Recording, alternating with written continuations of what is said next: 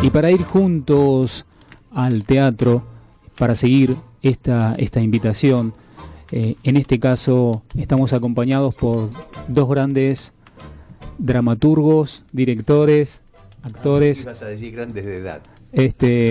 Nos estamos refiriendo a Enrique Dacal y Enrique Papatino, autor y director de El viento escribe, que se está presentando en el Teatro Payró. Bienvenidos, ¿cómo les va? Muy bien, muchas gracias. ¿Qué tal? ¿Cómo estás? Hermosas salas se eligieron, muchachos, ¿eh? Sí, una sala además con... tradicional. Tiene su propio misterio, sí. su propia mística, ¿no? Sí. Sí. Enrique, como autor, ¿cuál es el disparador que uno tiene al momento de poder llegar a escribir un texto? La pregunta es para Papatino. Bueno, ¿tenés tiempo? Tenemos a las tiempo. 5 tenemos programa. Generalmente hay un hecho también misterioso, ¿no? Accidental en la escritura de cualquier obra. Los autores, por lo menos una gran mayoría de autores, nos dejamos llevar por las imágenes, por la asociación de cosas que ya sabíamos y que a lo mejor no se habían asociado antes. Y de pronto un día eso provoca una ignición, ¿no? Muchas veces, y este es un caso importante para decir hoy porque está Dacal aquí conmigo, esa ignición se produce porque estás hablando con alguien que está asociado con vos en las cosas relacionadas con el teatro. Entonces hay muchas obras que Enrique dirigió, mías, y muchas veces no es el caso de esta, pero muchas veces se produjo esa ignición por el hecho de estar charlando, o por decir, me gustaría algo sobre tal cosa, o decir, ¿qué pensaste en esto? Y entonces la conversación proactiva entre los dos produjo una obra teatral. Eso pasó muchas veces. Y a veces eso ocurre en un ámbito de mayor soledad, en el momento en que hay determinada cosa que anda dando vueltas, que no es una idea, nunca es una idea, es una imagen. Es algo un poco más difícil de poner en cuerpo, de poder expresar. Y desde luego tiene mucha injerencia en esto mi mujer, con quien hablo todos los días, y que está permanentemente así calándome y espoleándome para que escriba nuevas cosas. Entonces, el comienzo siempre es, como todos los comienzos, pequeño y inasible, hasta que algo le hace tomar cuerpo, y esa ignición se produce generalmente, en mi caso siempre se produce porque hablo con alguien, porque se lo comento a alguien, o porque alguien, como en el caso de Enrique Dacal, ya tiene una vieja sociedad conmigo en la que sabemos que podemos llegar a algún lado si escribimos algo, ¿no? ¿Qué es lo más positivo de esta vieja sociedad de la que recién estaba hablando Papatino, Enrique? Bueno, tiene mucho de positivo porque tiene para mí, y creo que para nosotros, pero para mí tiene la comprobación de un mecanismo creativo que es muy interesante y muy alimentador, muy alimenticio, porque alimentador no sé si existe la palabra. Yo seguía un poco la explicación de la génesis de una obra que daba recién Papatino, y sí, es un poco así, es una aventura que generalmente empieza con una imagen, puede ser cualquiera, es decir, un hombre solo mirando una playa en donde se aproxima un barco, por ejemplo. Y a partir de ahí empieza a aparecer un juego de libre asociación que te va llevando a algún lado, y una vez que te llevó a algún lado, la parte de la aventura que más me gusta y que por ahí es la que primero le toca al autor y después me toca a mí como director, pero que es la más apasionante, es dotar de sentido a todo aquello que fuiste imaginando. Es decir, encontrar una suerte de lógica que te permita moverte en el campo de lo creativo, de la creatividad, ¿no? Es un poco parecido a cómo atacás la hoja en blanco o cómo atacás el lienzo con el pincel en la mano, es decir, cuando arrancás, cómo arrancás, hay como un espacio de libertad y un espacio posterior de ceñir esa libertad a aquello que se te ocurre que querés contar a partir de esas imágenes que se fueron corporizando. ¿Y cómo se ataca entonces el lugar de las tablas, ya que pusiste diferentes ejemplos, como fue el lienzo, como fue la hoja en blanco, para darle credibilidad, sí, a la poesía? Porque partimos de un texto, ¿no es cierto?, donde ya el título está lleno de poesía, El viento escribe. Sí, sí. Bueno, mira, hay una cosa que nos pasa siempre, que es, hay un momento en donde la obra empieza a ser quien manda. Dejamos de ser dejamos de ser el Dios ahí, el que le indica a los personajes qué hacer. Los personajes empiezan a hacer lo que quieren, empiezan a rechazar determinados caminos. Los personajes no ven bien la llegada del autor, de la llegada de alguien que les diga lo que tienen que hacer. ¿Se rebelan? Se rebelan. Entonces, cuando pasa eso con los personajes es porque están vivos. Y ahí hay caminos que empiezan a cortarse. Y ya la obra se transforma en algo que de alguna manera se construye a sí mismo y nos coloca a nosotros en una posición casi de espectador frente a lo que sucede. Si uno es fiel a lo que está escuchando, a lo que los personajes están diciendo, esto parece un eufemismo, parece poético, pero es cierto, ¿eh? Si uno es fiel a lo que estamos viendo que sucede, en realidad la obra termina de hacerse sola. Y desde luego lo que viene después es la técnica de escritura o la técnica de dirección teatral, pero eso es técnico, que es de qué manera esto lo presentamos bellamente. Sí. No, decía que continuando con esto que explicaba Enrique, hay un momento fundamental que es la elección del equipo. Tiene mucho que ver con esto de que, bueno, cómo ese texto, cómo esas imágenes sugeridas se paran en escena y disparan otra cosa. Yo suelo decir de que cuando uno elige, como director, cuando uno elige un equipo, se está jugando más o menos el 90% de la posibilidad de su trabajo. ¿Por qué? Porque el teatro es un acto de comunión, digamos, de entendimiento, de creación de un mundo, en donde si no hay una llegada con algún tipo y la palabra es exactamente, con algún tipo de afecto entre las personas y con el material, sería un imposible. Es decir, sería un imposible, quiero decir, probablemente se haga teatro todos los días así, pero de todas maneras es un imposible desde el punto de vista creativo. Es fundamental la elección de las personas, porque con esas personas vas a bailar cuando suene la música, ¿no? Claro, no se produciría nunca el hecho vivo. Exactamente. En algún punto, me parece. Se puede producir una conserva cultural, digamos, una cosa así, pero el hecho creativo, El Viento Escribe es algo que a nosotros nos tiene muy contentos. Es un material que queremos, que le confiamos y que creemos que nos salió bien. Pero de todas maneras, en todo ese espectáculo debe haber 5 minutos de creatividad, lo que es una barbaridad, lo que es un montón, 5 minutos de originalidad. Pero esos 5 minutos de originalidad surgen cuando pudiste encontrarte a bailar en ese lugar horas y horas y horas con quien baila con vos. Quizás esos 5 minutos alcancen como para poder llegar a enamorar un poco al espectador. Totalmente. Nunca hay mucho más que eso, Nunca hay mucho más que eso. En una obra de arte hay un pellizco, un pedacito, una fulguración, un algo que antes no existía, es probable. Es muy poquito, no podemos esperar mucho. Nadie es genio para tener 1 hora y media de creatividad o muchos lienzos creativos o muchos libros creativos. Sí, usa una técnica, un conocimiento, pero lo creativo, la fulguración, eso que antes no existía, es un cachito, uno lo persigue toda la vida. Y si estuviéramos en este momento en el rol de espectador, ¿sí? Sentados, esperando que comience la función, ¿sí? O simplemente vamos a ubicarnos en otra posición. Estamos saliendo de ver la función. Son ustedes los que salieron de ver la función. ¿Cómo le contarían o desde qué lugar la recomendarían para poder llegar a motivar, quizás sin spoilear, de qué va la obra? ¿Con qué se pueden llegar a encontrar? ¿Cómo se va a producir ese enamoramiento? Bueno, en realidad somos los menos indicados para decirlo. Ya no habla el autor, habla el espectador. Justamente porque habla el autor, somos los menos indicados. Porque ahí hay una cuestión que es la distancia focal con el material. Nos metemos en fotografía. Claro, también, es decir, hasta dónde yo soy capaz de juzgar lo que ya conozco muy bien, no solo porque lo escribí, sino porque formé parte del equipo de producción, ¿no? Estuve trabajando con ellos en el montaje de la obra. Entonces tengo todo lo que sucede muy, muy fresco y formo parte de lo que pasa, que es cosa que no me pasa como autor siempre. A veces estoy, voy a la función, digamos, estoy alejado de la producción del espectáculo.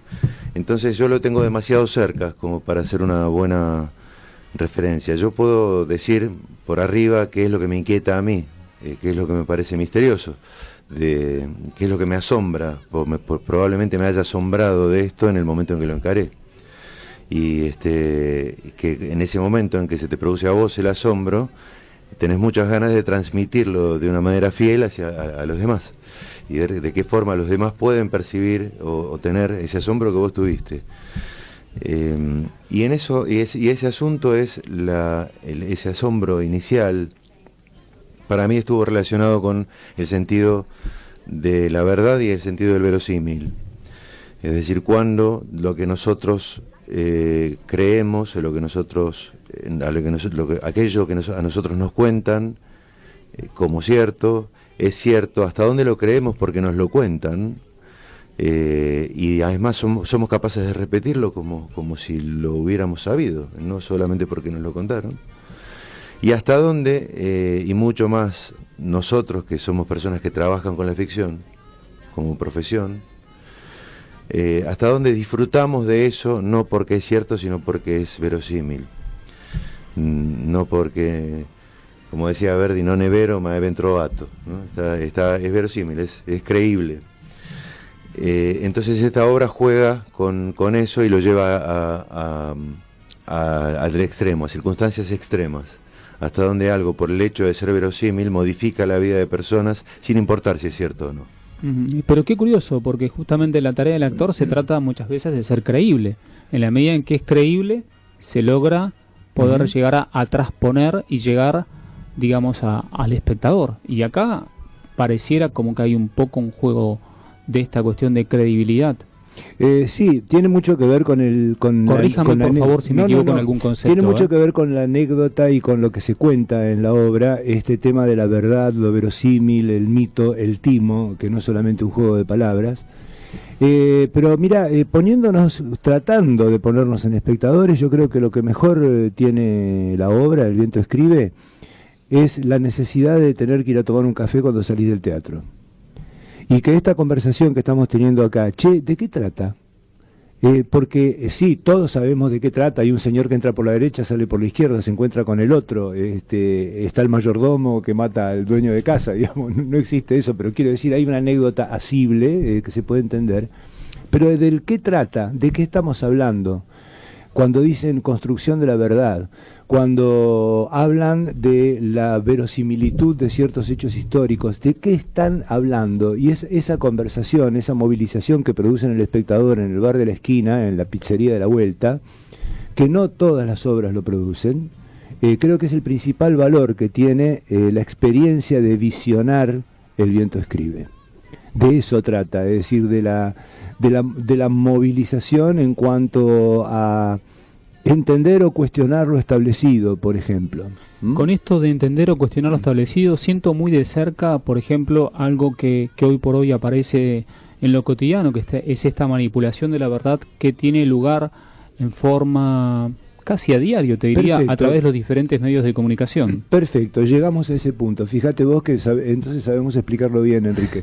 Llegamos a ese punto. En un mundo en donde de repente pasa lo que pasa con la fotocopia de un cuaderno, por ejemplo, sin saber exactamente si se trata de verdad o de mentira ese documento histórico, aparece El viento escribe con un tema que no toca, por supuesto, de manera directa de eso, pero que hace reflexionar sobre eso, que tiene que ver con nuestra realidad, como vos decís, cotidiana, es decir, la construcción de la verdad que hacen los distintos medios, que hacen los distintos relatores de nuestra vida. Y si funciona eso o provoca esa reflexión, en parte es porque nunca estuvo en la intención que la provocara. El texto tiene 4 años ya. Sabes lo que cuesta montar una obra, y obviamente no estaba ni en la intención mía al escribirla, ni siquiera de Enrique cuando encaró la dirección, porque este episodio que estamos nombrando no había ocurrido. Es decir que muchas veces algo, un episodio metafórico adquiere su máximo esplendor cuando no estuvo nunca en la intención del autor manipularlo para que parezca determinada cosa, sino porque per se, por su propia naturaleza, refleja ese contenido metafórico. ¿Qué beneficio o qué es lo que le aporta, digamos, el actor que hay en vos al escritor? Casi al todo, autor? casi todo es indivisible. Ah. Cartoon decía que, dice en la contratapa de un libro mío, dice que yo soy la conversión de Norma perfecta, porque primero fui actor y eso me permitió a mí tener unas determinadas herramientas y qué sé yo para transformarme más sensiblemente en un autor. Yo no sé si es cierto o lo dice como con su habitual verba y qué sé yo, pero lo que sí es verdad y es innegable es que el actor que yo soy modifica completamente la manera en que yo escribo y me hace prestar determinada atención a cosas que yo no sé cómo serían si no fuera actor. Simplemente como yo nunca escribí no siendo actor, sí fui actor sin escribir, pero no al revés.